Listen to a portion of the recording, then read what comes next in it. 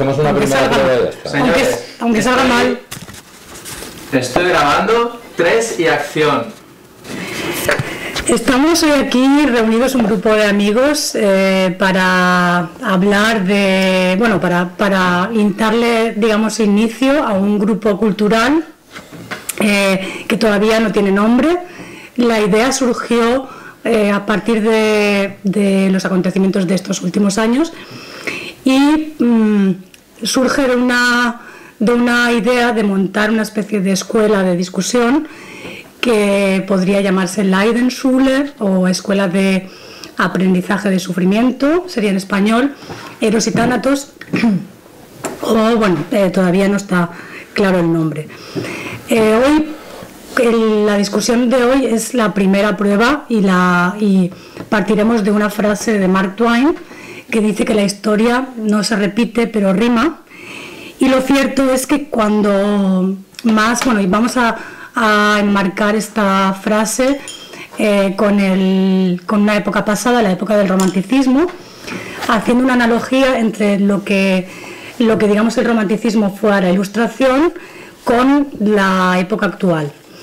Y bueno, el tema del romanticismo, por supuesto que no lo vamos a agotar porque es un tema eterno, tampoco es la intención, sino más bien darle vueltas a esta idea de por qué, a pesar de que la historia no se repite pero rima, dice Mark Twain, no somos capaces de aprender de la historia. Esta es la tesis, digamos, que yo defiendo, y la verdad es que cuanto más estoy leyendo sobre el romanticismo, más tengo la sensación de que Mark Twain se equivocaba y que la historia no rima, sino que realmente se repite, que solamente cambian las caras de los actores y los enemigos, que son siempre los que molestan al sistema de poder que se intenta establecer en cada momento.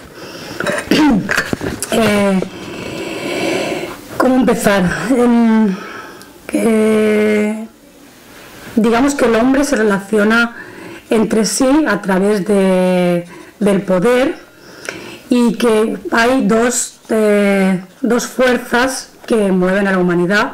Una sería la lucha contra la muerte y otra la lucha por el poder. Este proceso, que es progresivo e imparable, en este proceso podemos reconocer 3 hitos históricos recientes, ¿no? Si nos remontásemos más atrás, pero tampoco vamos a hacerlo hoy, que serían la Revolución Francesa, la Revolución Industrial y lo que hoy podríamos llamar la Revolución Tecnológica. Y revolución, por decirlo de alguna manera, porque cada vez me parece a mí que está quedando más claro que más que revoluciones se trata de imposiciones, ¿no?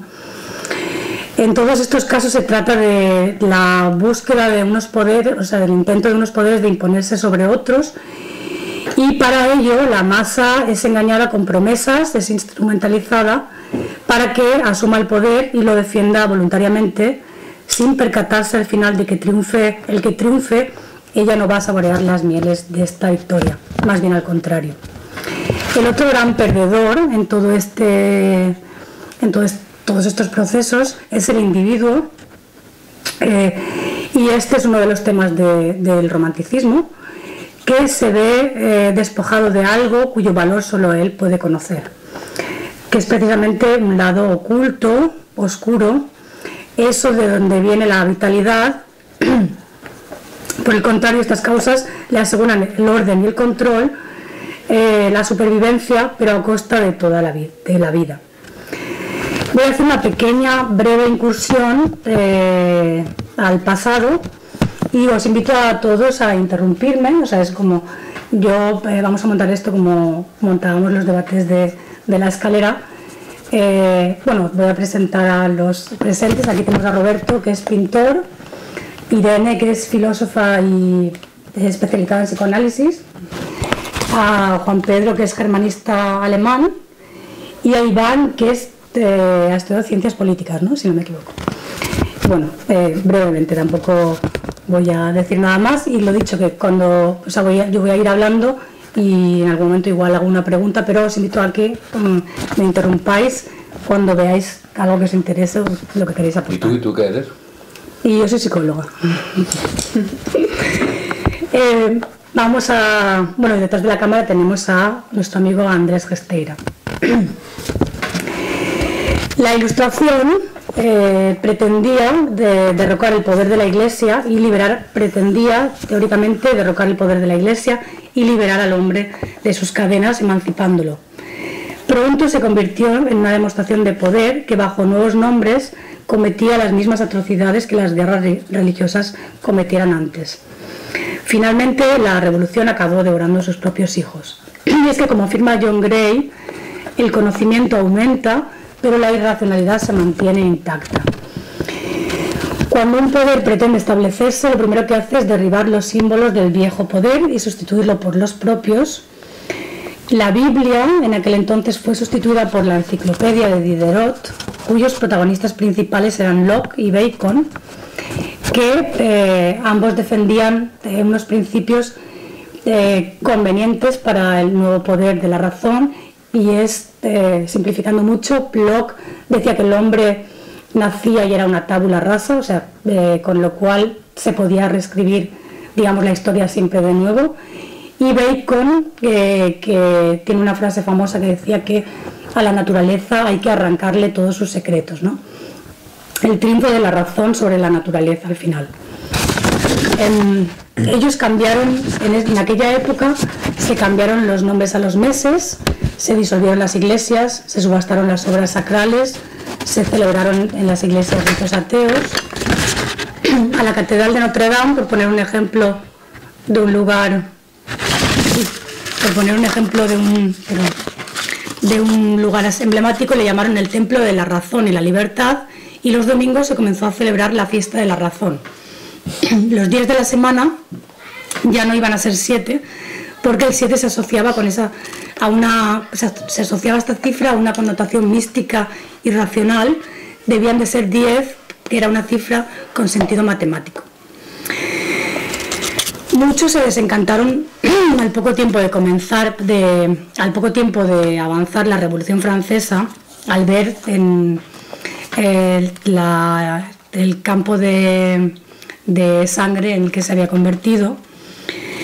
Y decía un escritor de aquella época, por abril del 1873, la tiranía de la razón, 1773, perdón, la tiranía de la razón, pero si me equivoco con las fechas, probablemente la más fría de todas, le espera aún a la humanidad.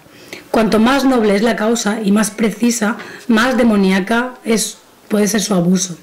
Incendios e inundaciones, peligros del agua y del fuego no son nada en comparación al maleficio que generará la razón. Tiránica es la razón, decía Safransky, cuando pretende hacer tabula rasa y acabar con las tradiciones, costumbres. Tiránica cuando se pavonea de hacerlo todo mejor, cuando pretende la hegemonía sobre la imagen del hombre y cuando por el bien común pretende instaurar un nuevo régimen de represión. Finalmente, la Ilustración, no la escrita sino la practicada, se desmanteló como un régimen de utilidad económica. La modernidad era una decepción y que aquí podía citar el poema de Baudelaire, que decía que las ciudades van cambiando, cambia París, pero nada se mueve en mi tristeza. Bueno, todo esto, aquí voy a hacer una pausa y os voy a intentar implicar, porque todo esto, recordemos que lo estoy diciendo porque queremos hacer un paralelismo, ¿no? O sea, ahora con lo que leemos aquí, creo que no es muy difícil ver que hay un movimiento similar, ¿no? O sea, todavía no hemos hablado del romanticismo, pero digamos que sí hemos hablado del movimiento ilustrado, que vendría a ser lo que estamos viviendo ahora, ¿no? El movimiento de la razón, de la ciencia. ¿Qué pensáis? O sea, estás diciendo que se está generando un movimiento neorromántico, ¿no? O sea, digo que se está generando un movimiento neorromántico en esta mesa. En esta mesa, o hablamos en general, ¿no? En la sociedad. No creo que seamos únicos. No, en la sociedad no. Yo lo que estoy diciendo es que la Ilustración se está generando y que nosotros seríamos, no somos los únicos, pero nosotros seríamos un poco, vendríamos a representar a los románticos, ¿no? Sí, no, yo entiendo que nuestro papel es fundamental, pero lo que me refiero es que la ilustración no se está generando, se lleva generada mucho tiempo, no es que se esté generando, al contrario, se está generando algo contrario a los movimientos racionalistas, cientifistas, llamaré yo, porque la razón es más propia de la ilustración, el culto a la razón, pero los movimientos cientifistas que nos arrastran y que además quieren tener la absoluta certeza de que nos tienen que decir lo que tenemos que hacer, y creo que la gente, nosotros concretamente en esta reunión, tratamos de averiguar si hay otros caminos para la humanidad, ¿no? Y si podemos emprenderlos, que vayan más allá de una creencia ciega en la ciencia y en su esclava, que es la técnica. Bueno, se me ha ocurrido decir esto ahora mismo. Muy bien. Porque, y claro, por eso estamos reunidos aquí, para elucidar ese tema. ¿Por qué has escogido, yo te preguntaría, el tema del romanticismo? Precisamente, el romanticismo es un movimiento concreto que ocurre en una época de la humanidad y en el cual no estamos ahora inmersos. Podríamos hablar de un neorromanticismo. Ha habido varios neorromanticismos. En los años 20 también, ¿no? A principios del siglo XX también hubo unas corrientes neorrománticas, como el simbolismo del que hablabas tú y todo esto, el surrealismo. Surrealismo también. Y el dadaísmo igual también, dadaísmo, de alguna manera. Más el expresionismo que el surrealismo. Todo deriva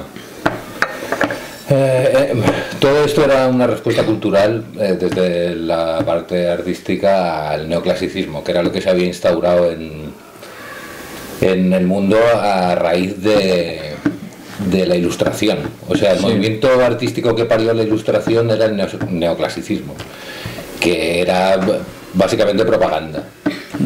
Fundamentalmente hacerle la propaganda política a la Revolución Francesa.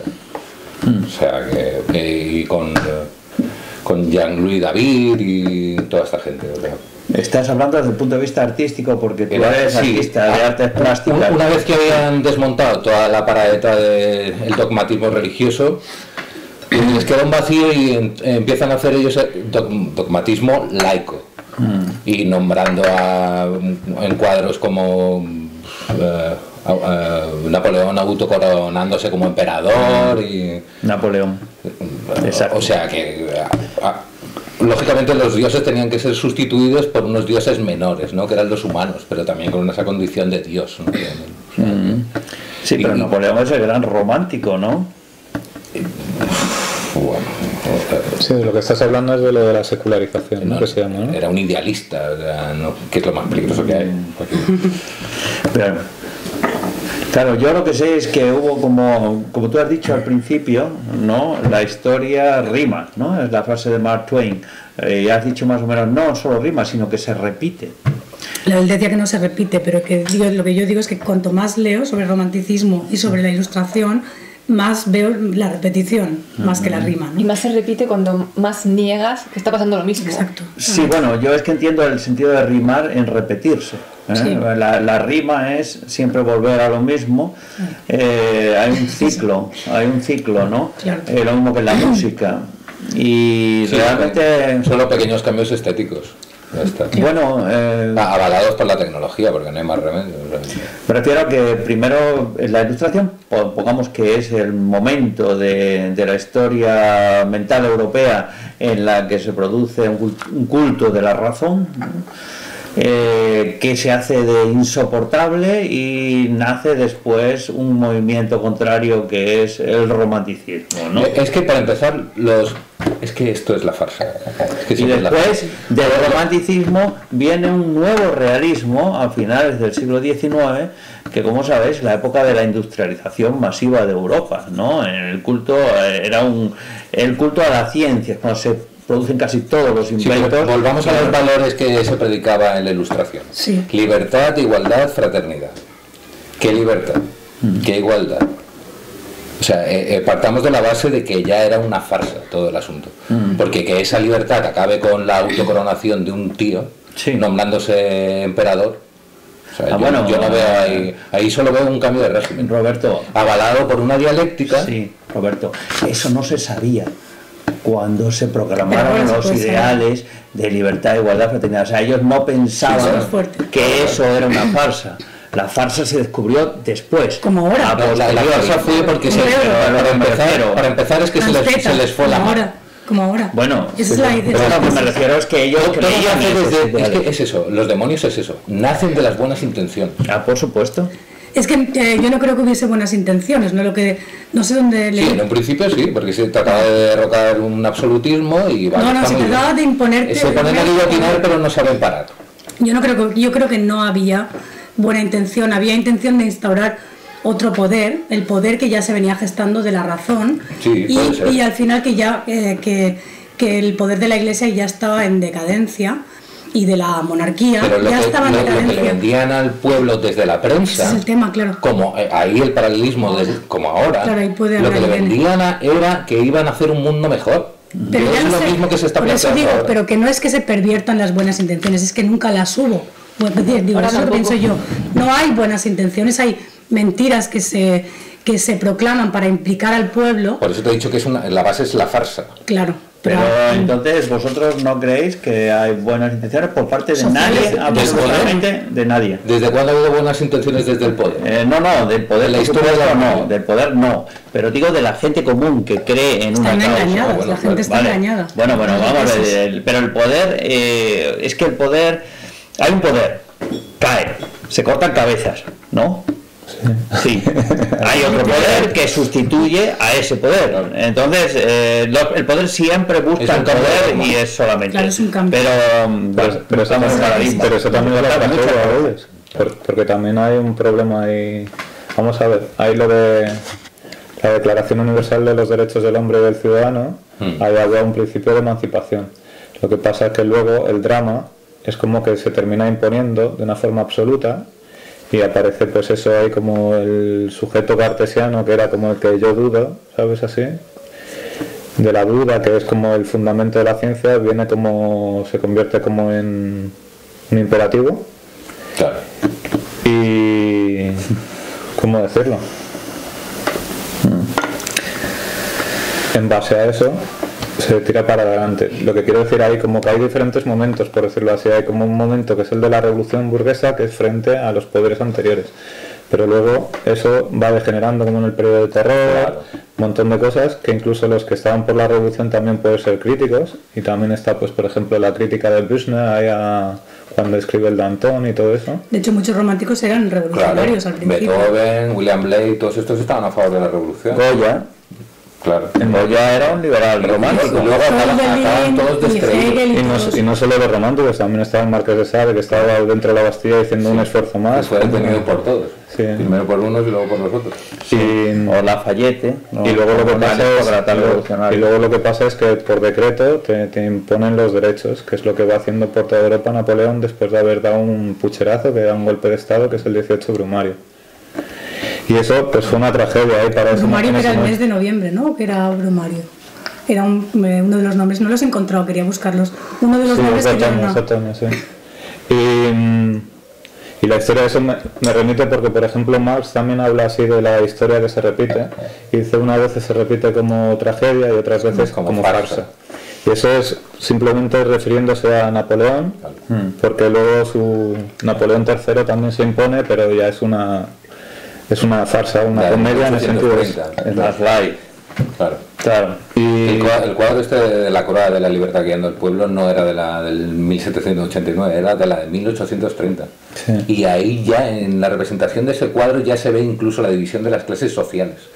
La libertad se supone que está guiando al pueblo y la única forma de aparecer la mujer es simbólicamente. Y luego aparece un burgués y el niño tocando el tambor despistado que representa al populacho. Sí. O sea que dentro de esa presunta libertad también hay clasismo, si lo sabes analizar. Claro. O sea que... Los sans-culottes famosos. De todas maneras que fue todo el siglo ese fue un siglo de insurrecciones y demás. Lo del 30, lo del 48, en Francia, en Alemania... Y de insurrectos y demás, que por ejemplo se formaban un montón de grupos también, pero que seguían apostando por la revolución. Ya se sabe que esa revolución burguesa, cuando Marx está la burguesía, sobre la aristocracia. Bien. Por lo de la repetición ahí de Mark Twain, ahí a mí me gusta cuando la cita esta de Marx, porque remite ahí al teatro griego, que es cuando primero fue la tragedia, por decirlo así, cuando son conscientes de que la democracia no funciona, y entonces lo llevan ahí a sus límites y demás. Lo que aparece a continuación es cuando ya se desbarra y es la comedia. Claro. Porque ya no pueden ni tan siquiera tener una crítica consciente de eso, porque... Claro, lo único que te queda es el humor. Y eso es lo que pasa cuando, pues al final del siglo XIX, con las revoluciones que no terminan de funcionar. Pero ese es el problema también de todas las revoluciones, que luego si se van viendo con más perspectiva es eso, que vuelven a instaurar un nuevo dogma de fe, un nuevo con otros símbolos, como venías diciendo, y demás. Y entonces se trata pues de no caer en eso, de no repetir eso. ¿Tú crees que eso es posible? Yo creo que sí que es posible y es lo que han perseguido muchos. ¿Qué solución podemos aportar aquí? Sí. No, en este caso pues sería revolucionario, por decirlo así. Sí. Yo sería un cínico. Yo, por ejemplo, porque estamos perdiendo, como siempre, una cosa de vista, que es al ser humano. No se acepta tal como es. Por eso van a fallar siempre todas las revoluciones. Porque se pierde de vista qué es lo que somos. Entonces no hacemos ninguna revolución, porque siempre van a fallar. Esto no es una revolución. No, pero esto es muy importante. Bueno, es una pequeña revolución de café.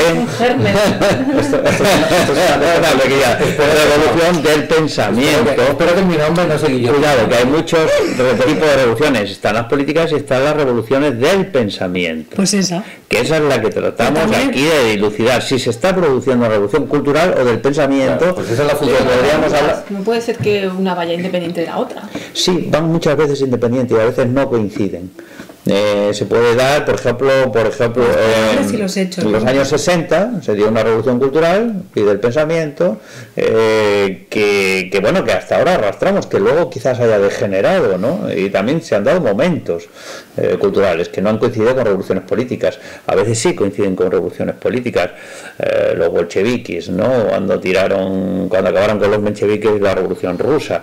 También. ¿Y cómo acabó eso? Estoy totalmente de acuerdo con vosotros. Y ellos criticaban la revolución burguesa.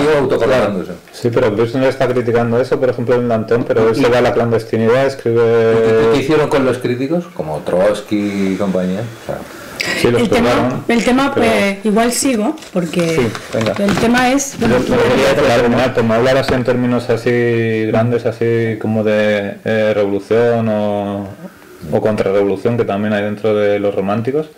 La historia es como que si hablamos de una forma que invita a la acción o lleva a la inacción, así, porque también ese pesimismo así, frente a un despotismo ilustrado, yo no estoy de acuerdo ahí como que tiene que llevar a la inacción así. No, sí, es un pesimismo activo el nuestro. Nosotros fundamentalmente somos vitalistas. Sí. Que seamos pesimistas no quiere decir que seamos autistas. La inacción social, pero no la inacción personal. Claro. De hecho, este es un tema de los románticos. De hecho, estamos haciendo una crítica y no es la primera vez. Pero ahí vamos. Hacer crítica frente a todo esto constantemente, me parece una acción. Además, una acción contra la masa, que está toda de acuerdo con lo que está sucediendo. No me parece que sea inacción, precisamente. ¿Se está generando un nuevo romanticismo, de alguna manera? ¿Crees? No, aquí sí, hombre, aquí ya está en flor. Tenemos la flor aquí, la flor azul, que es un símbolo del romanticismo alemán, el Blaue Blume, precisamente hablando de Novalis. ¿Dónde nació el romanticismo? Pues dicen que nació aquí en Alemania a finales del siglo XVIII, ¿no? Con Sturm und Drang, Schiller, con Die Räuber, Los Ladrones, o la otra famosa obra de Goethe, que es las penalidades del Jugendwart, no el Jovenwart, no, pues una novela romántica.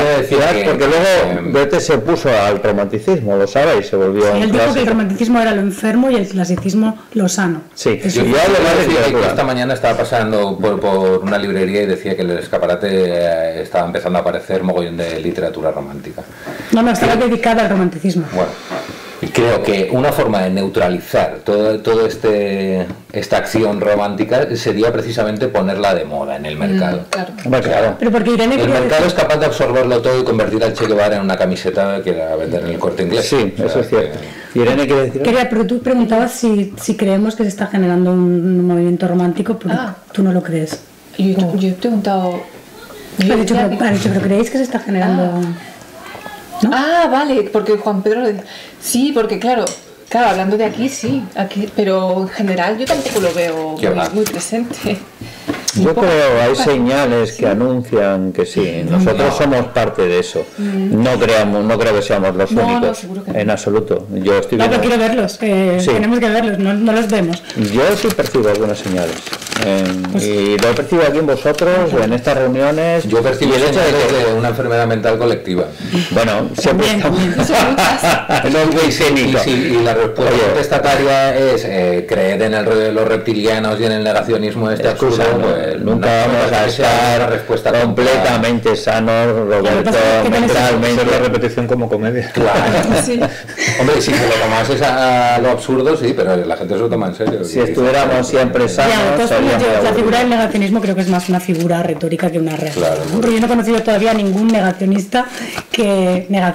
O sea, he conocido mucha gente crítica o alguna gente crítica, pero yo no he conocido personalmente ningún negacionista. Gente que sea crítica con todo esto que está sucediendo desde un punto de vista, no quiero decir racionalista, pero un poco ordenado, ¿no? Mentalmente, que no sea algo descabellado, dices, muy poca, ¿no? O sea, hay poca gente que argumente bien y que no se vaya por la tangente. Los borregos, hablando en plata.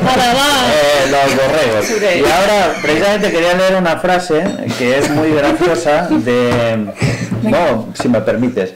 Y es sobre los borregos. Dice aquí. Sobre los borregos. Sí.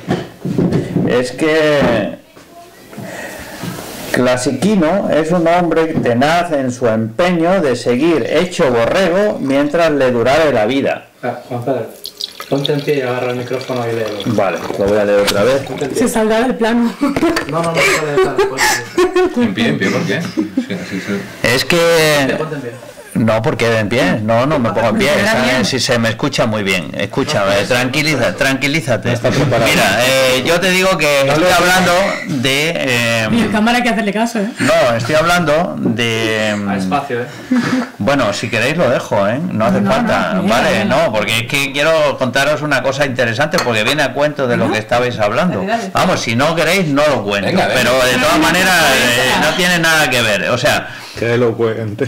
Lo que quiero deciros es que José Espronceda en 1835 escribió El pastor clasiquino, que es una crítica, una cómica burla del neoclasicismo. Y en ese pequeño opúsculo en que se burla del neoclasicismo y sobre todo de la literatura pastoril, de sus antecesores, que estaba de moda en época de Menéndez Valdés, que era... se puede decir casi un paisano suyo. Menéndez Valdés es un poeta del siglo XVIII muy malo y muy atento al régimen, muy fiel a las consignas del régimen, además afrancesado, etcétera, con todo lo que eso suponía en esa España que había salido de la guerra de la independencia. Bueno, hay que decir que José Espronceda era un liberal radical y ahí pues dice esta frase curiosa, habla de Clasiquino, que es un pastor, que es un hombre tenaz en su empeño de seguir hecho borrego mientras le durare la vida. Eso es lo que dice, nada más. El borreguismo metido. Es que el aporte artístico del neoclasicismo está absolutamente desfasado, ha sido nulo, cuando el del romanticismo está absolutamente activo. O sea, Goya está más vivo que nunca. Voy a seguir con la ciencia, ¿vale? Y lo mismo, interrumpidme, porque como... Claro, podéis siempre interrumpirme. Sí. Porque la ciencia, digamos que actualmente ha sido y sigue siendo como la autoridad, ¿no? De hecho, se nos ha dicho que desde revistas, desde la televisión, desde todos los medios, periódicos, exacto, que hay que creer lo que dice la ciencia, ¿no? Aquí aparece la ciencia, nunca quiso que se creyese en ella. O sea, la ciencia no es algo en lo que creer, sino es algo que se basa en la falsificación. O sea, que lo primero que tendría que hacer una ciencia es escuchar las opiniones disidentes y comprobar que, o sea, si sus hipótesis se sostienen. Y es lo que no se está haciendo ahora, sino que al contrario, se dice que hay que creer en la ciencia. Y aquí se puede ver que la ciencia, o sea, la ciencia, que no es ciencia, sino política, esto para empezar, claro, se está convirtiendo en un dogma que no tiene nada que ver con la ciencia, ¿no? Y todas las opiniones discordantes, todas las preguntas que se le pudieran hacer son rechazadas a priori, ¿no? Y la gente o las personas o los grupos que hacen estas preguntas desprestigiadas. La ciencia es política y la política es mercado. O sea que al final la ciencia es mercado. También se podría decir la ciencia es mercado, ¿no? De la misma manera. Una de las características de la ciencia, y además que hoy se está viendo muy claramente, yo diría que más claramente que nunca, es la división, la separación. La ciencia siempre ha utilizado esta técnica a partir de un momento, con la excusa de que ya el conocimiento era tanto que no lo podía abarcar una persona, ¿no? Como digamos en los renacentistas, ¿no? Que había personas que sabían de muchas cosas. En algún momento se nos dijo que ya no podía ser, que había que dividirla en compartimentos porque no se podía abarcar, lo cual es una falacia, porque obviamente que hay muchos detalles. La ciencia siempre produce mucho conocimiento, muchos datos, mucha información, pero el conocimiento no es esos datos, y todavía, en mi opinión, podemos seguir siendo renacentistas aprendiendo a filtrar la información, ¿no? Cosa que se hace cada vez más difícil. Esa idea de la ciencia del conocimiento objetivo, ¿no? De conocer algo especializado. Sí, separado de ti. Y bueno, voy a hacer una cosa así, se me ha ocurrido así. Pero el conocimiento viene más de la intuición, ¿no? O de lo que aquí llamarían el Bauchgefühl. Claro que fue desprestigiado totalmente porque que es subjetivo. Todo lo subjetivo. Yo he trabajado en un hospital científico y lo subjetivo se intenta mantener al margen. Cuando ya definiendo una hipótesis estás metiendo tu subjetividad. Todo lo que no sea susceptible de ser contable, claro, queda descartado. Claro. Sí, el último sería Goethe, el último que sabía que podía escribir de poesía, que podía tratar de todo eso. Mira. Y luego lo que estamos hablando es Kant con sus facultades, ahí que todo lo subdivide y todo eso. Sí. El imperativo categórico. Y entonces aparece el sujeto burgués como ficción, que puede ser tecnificada, y entonces puede haber igualdad en el mercado para poder intercambiar mercancías, que es lo que viene a ser en definitiva, porque es libertad, igualdad y propiedad. Y no sé qué iba a decir ahora, como... Pero mira, de Goethe, justamente en la librería esta de donde está el escaparate del romanticismo, estaba su Farbenlehre, el libro de la Farbenlehre, que él escribió un libro científico que es sobre los colores, científico, entre comillas, no es como... porque fue una interpretación, yo no lo he leído, pero que se oponía un poco a lo que decía Newton y que quedó en el olvido porque Newton fue el que las teorías, digamos, que se demostraron, ¿no? Que eran... pero que dicen que es muy interesante también, ¿no? La Farbenlehre, ¿no? Estábamos viendo antes. Sí, lo que iba a decir es, por ejemplo, cuando aparece el sujeto burgués, aparece como, por ejemplo, con su forma de vestirse, eso aparece con la corbata. Y la corbata es simplemente la separación entre la cabeza, que es la razón, y las pasiones, el cuerpo, que hay que renunciar a eso. Qué interesante. Y por ejemplo también está ahí en lo de la forma de todo esto así de relacionarse con la comida. También, por ejemplo, está cómo se aparecen las mediaciones. Entonces aparece lo de los modales y estas cosas así. Aparece lo del tenedor, y el tenedor simplemente es una mediación que nos separa del contacto directo con la comida. O sea, tú no puedes comer con los dedos, chuparte los dedos, y aparece toda esta moral y todas estas implicaciones. Una separación más, ¿no? Sustitutos. Sí, son mediaciones. Hasta que llegó la pizza y la hamburguesa. Pero volvimos a comer con las manos. No. Vuelva al barbarismo, vamos. Siempre está el sustituto, ¿no? Esto que hablamos antes. Pero son los placeres, estas cosas, ¿sí? Son componentes culturales. Pero es un sustituto de los dientes y de los dedos. Y luego la corbata es muy curioso, se me ocurrió una cosa que menciona Freud de la corbata como símbolo fálico, como algo que cuelga por delante, ¿no? Sí. Justo lo que intenta separar la cabeza del cuerpo es lo reprimido vuelve por el mismo sitio por donde se ha ido. Eso no se puede expulsar. No se puede expulsar de ninguna manera. Lo simbólico gana. Claro. El retorno del deprimido. Sí. Sí. Aquí voy a citar una frase de Hölderlin que me encanta, que siempre la cito, que dice que aquí viene a caer entre alemanes, o sea, en cuanto a la separación, ¿no? Bueno, lo que venía a decir de la separación es que más que nunca hoy estamos viviendo la separación total de todo, ¿no? La separación incluso entre seres humanos, ¿no? Eso es bueno. Dice, aquí viene a caer entre alemanes bárbaros desde tiempos inmemoriales, a quienes la ciencia y el trabajo ha vuelto más bárbaros todavía. No puedo imaginar un pueblo más desgarrado que los alemanes. Ves artesanos pero no personas, amos y señores pero no personas, jóvenes asentados pero no personas.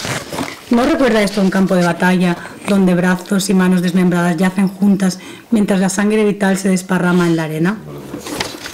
Hoy el experto es el representante del saber, ¿no? También ha sido una figura muy machacada y es precisamente eso, el que sabe de algo pero que no le saques de ahí. Y aquí decía Musil también que en todos esos ámbitos donde no somos expertos estamos siempre dispuestos a cambiar nuestra opinión a la primera de cambio, ¿no? Perdona, esa es la disgregación, ¿no?, de los saberes. Me recuerda mucho a lo que dice McLuhan sobre los efectos de la imprenta, ¿no? Que cuando se fue, digamos,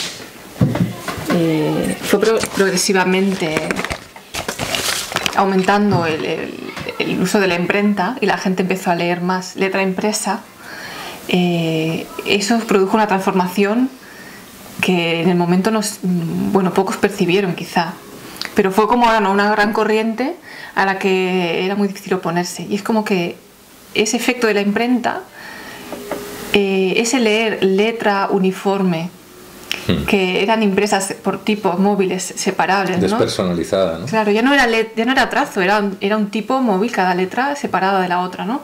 Eso produjo una transformación en la que luego cada cual vivía su vida también como fragmentos disgregados. Y eso produjo también la fragmentación de los saberes, la fragmentación en general de la experiencia. De los saberes, ¿no? Sí, la fragmentación de los saberes, efectivamente. Y de todo, de la experiencia, de nuestra propia percepción de nosotros mismos. El cuerpo concebido como algo mecánico, yo me imagino que era muy difícil, no sé si anterior a la imprenta, quizás sí, porque fue una de las primeras máquinas de ese aspecto. El reloj también, claro. El reloj es una imagen típica de la revolución industrial. Que fragmenta el tiempo, ¿no? Claro. Lo vuelve en partes uniformes cuando reparamos una manilla o algo que funciona mal, la medicina, ¿no? Luego el cronómetro en la fábrica y todo eso. Cuando en la naturaleza el tiempo no es uniforme jamás. Estábamos hablando hace un rato. Como lo que se intenta es la abstracción, así como elevarlo por encima de lo concreto. Exacto.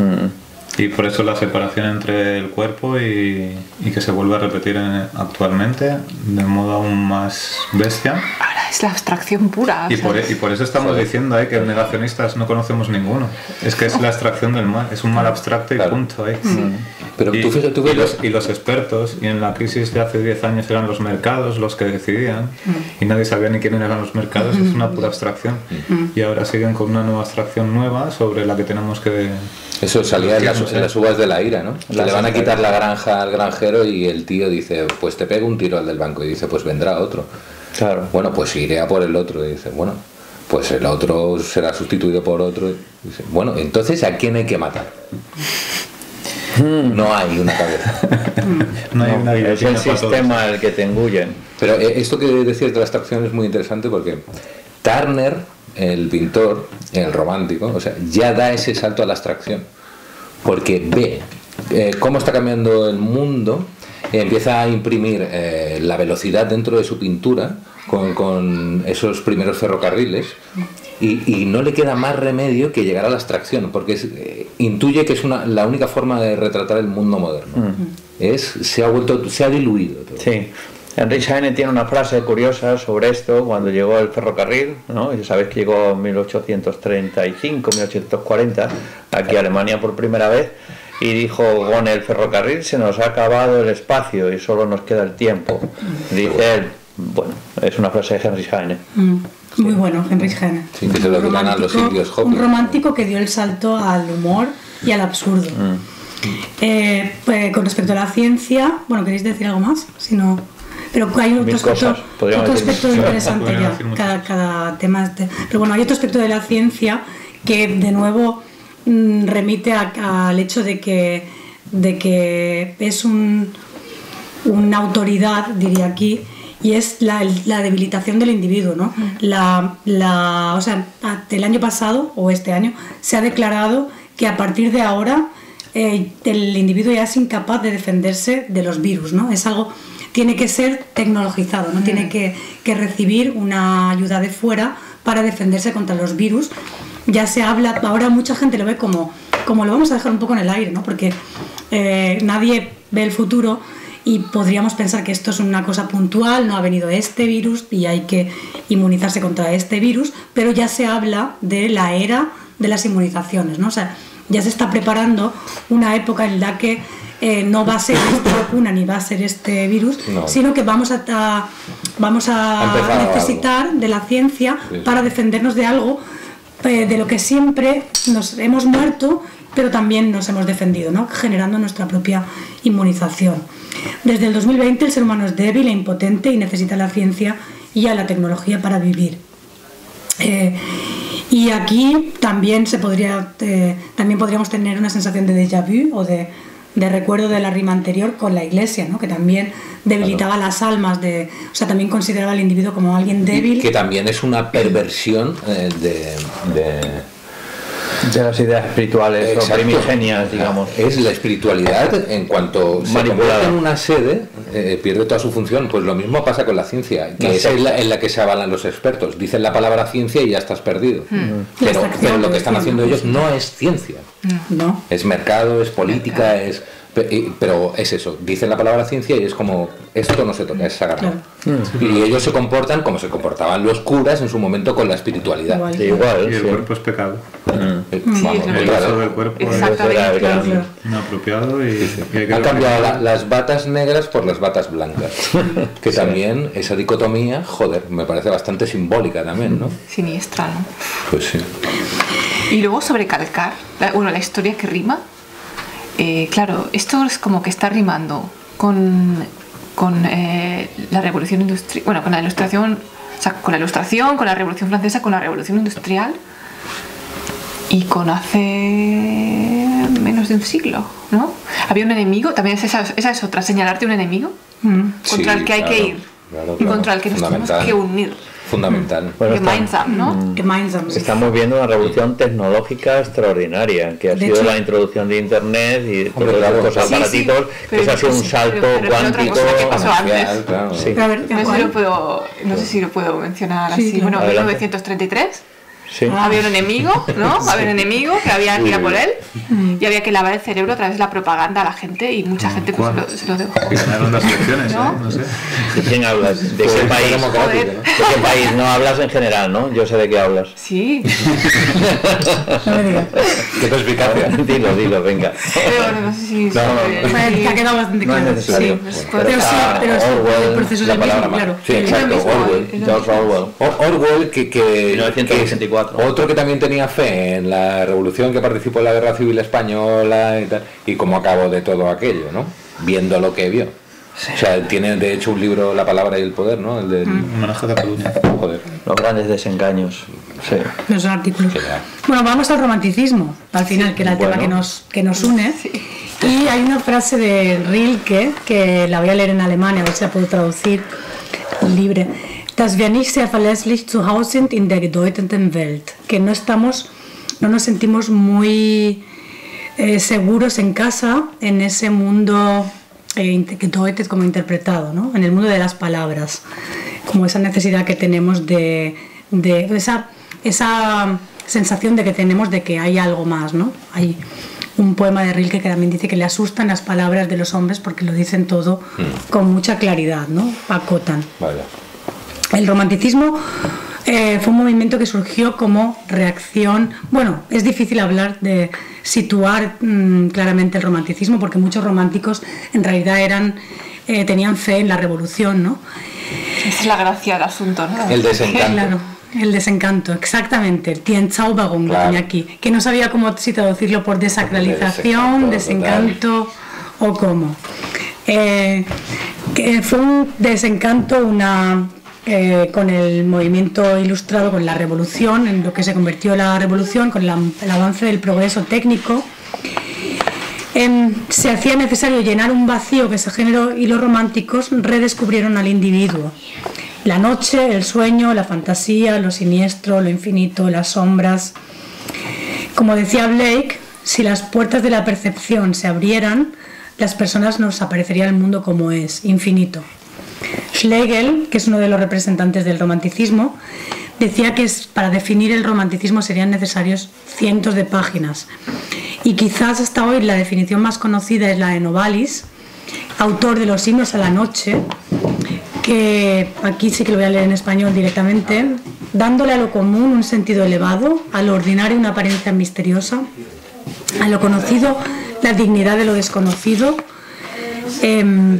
a lo finito una apariencia infinita, lo romantizo. Novalis advertía también de buscar de aquellos que buscan en el mundo lo que ya está dentro de uno. La mirada introspectiva era la vía regia de los románticos, antecesores de alguna manera a Freud. Y Caspar David Friedrich, ahora se nos ha ido el pintor, pero era un pintor romántico alemán que decía que no había que pintar lo que uno veía delante de sí mismo, sino lo que veía dentro, y que si no veía nada, entonces debía abstenerse de pintar lo que veía delante. Romántico viene originalmente de las lecturas de Romane, novelas. Se puede decir también que es una crítica a lo ordenado, lo establecido, una elevación de los sentimientos por encima de la razón, pero más bien es una crítica a la fe en la omnipotencia de la razón que pretende explicar la vida sin dejar ese resto de lo incomprensible. Schlegel tiene también un manifiesto que se llama Über die Unverständlichkeit, sobre lo incomprensible, ¿no? Se diría, o sobre lo... Sí. El romanticismo es una reacción al clasicismo, con la tiranía de sus normas, sus medidas y reglas, un rechazo a este movimiento. No sé si queréis decir algo vosotros como definición o qué asociáis con el romanticismo. Es que me iba a poner ya, una pelea. Sí, lo que has dicho tiene un Verständlichkeit o lo incomprensible, una reivindicación de lo incomprensible y también de lo que decía Freud en esa obra que tiene que se llama Das Unheimliche, ¿no? ¿Cómo se podría definir? Lo siniestro. Lo siniestro. Unheimliche, eso que no podemos definir, que llevamos dentro. Bueno, él hablaba del subconsciente, ¿no? Unheimliche. Hay un libro de Freud que es sobre esto, que él recoge esa idea. Bueno, Freud es el que pone en términos más claros todo esto que los románticos presentían, ¿no? De alguna manera. Más científicos, digamos, sí, él al fin y al cabo es un científico, pero claro, trata de traducirlo a términos científicos. Y pienso que el mundo mágico, el mundo oculto, el misterio, yo hablaría del misterio, es un componente fundamental de lo romántico, ¿no? El hedonismo, lo dionisiaco.